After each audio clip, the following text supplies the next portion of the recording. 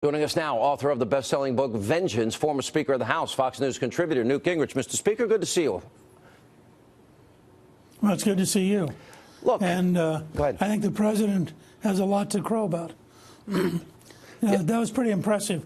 Think about how close he is to getting the tax cuts that will lead to, I think, a generation of economic boom. By the way, I use Ricola, and if it really gets bad, you need strong anti-inflammatories to get the vocal cords working. I use my voice. I'll try and talk more in your favor. But, you know, look at the statistics I just read off.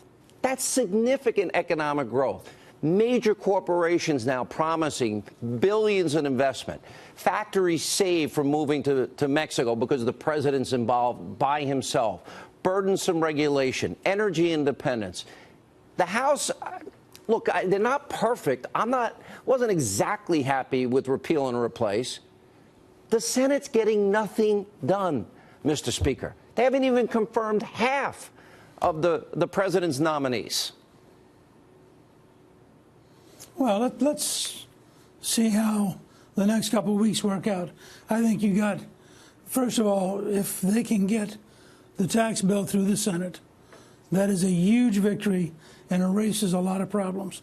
Second, I think they're going to get between 100 and 150 appointees approved between now and Christmas. That'll move judgeships, ambassadors, other jobs at a pretty fast pace up until they leave on Christmas Eve. So I think it'll be a different appearance. Will they get this bill done? Outside the U.S. Do you think the Senate's going to get this tax bill done? Yes. I think they will. Why? I think, because unlike the whole health care fight, this is a really straightforward issue. Do you want the American people to have more money, or do you want the government to have more money? There aren't many Republicans in the end who are going to come down for the government having more money. And I think Rand Paul today had a very fine article explaining why he was for the bill and why he hoped others would join him in being for the bill. And I hope you're going to see, I know, for example, that Ron Johnson has been very worried about the small business tax cuts. Well, I think that's been largely fixed, and I think that the National Federation of Independent Businesses and other folks who are for the Job Creators Network have all come out and said this is a very good first step for small business. It helps probably 95% of the small businesses in the United States. So there are a series of those things coming down the road that make me feel pretty optimistic. Yeah. By the way, I've had your same throat issues. People think it really hurts to talk. It doesn't, right? I mean, we're not going to torture you. It just is what it is. The vocal cords get inflamed, and they just need to calm down, is all it is. But it doesn't hurt. I speak from experience. It just makes us think it hurts. Yeah. I like the middle-class tax cuts. It's necessary.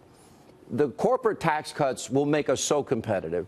Repatriation, there may be as much as $4 trillion that comes flowing back in short order to the United States. The steps the president's taken on energy independence will create millions of high-paying career jobs. I worry about one thing with the Republican Party. Help me out. And that is, it seems Reagan dropped the top marginal rates from 70 to 28% in his presidency. We doubled revenues to the government, 21 million new jobs, longest period of peacetime economic growth up to that point in history. What I worry about is, out of fear of the class warfare rhetoric of the Democrats, that's why we're not cutting taxes across the board. In other words, top 20% pay 90-some-odd% of the tax bill, the income tax bill. It seems cutting their taxes would be smart, too, for everybody and would work like it worked for Kennedy and Reagan. Your thoughts? Well, it would work, but remember, if you cut the corporate rate down to 20%, virtually everybody who's successful is going to be better off because they own the stock, they own the investments. So this is not exactly anti-success. I think the key here is, can you package a bill where you make it very hard to vote no? And that's the whole game here, making it hard to vote no. And I think they didn't want to give the New York Times, the Washington Post, Nancy Pelosi and those folks, an easy club to beat them with. I think it probably was the right decision.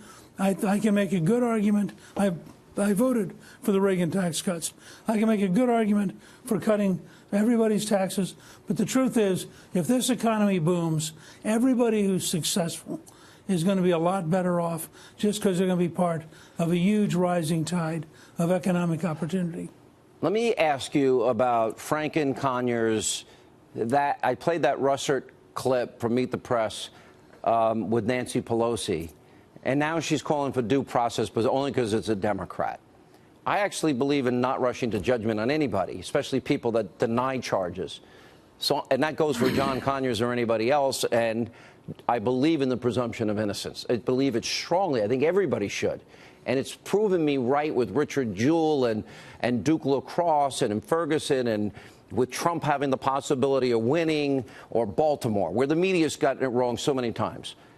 And my question is here, you see selective moral outrage, and then the issue of defending the Clintons for 30 years comes into play. Just want to get your reaction to all of that and what you think of this double standard. Look, we'll look back someday and realize we were the generation that had to put up with the Clintons for our entire life. That may be ending. This may all be coming to a head, and it's conceivable that a year or two from now they will have disappeared, and finally we'll be free at last. Yeah. All right, Mr. Speaker. I like Ricola. If you need my doctor who helps in these moments, I'll give you offline. I don't want to be encouraging the use of medicines because I'm not a doctor and I'm not going to play one on TV. We hope you feel better. And I would have talked less had you seemed to feel better. Thanks for being with us. Speaker Gingrich.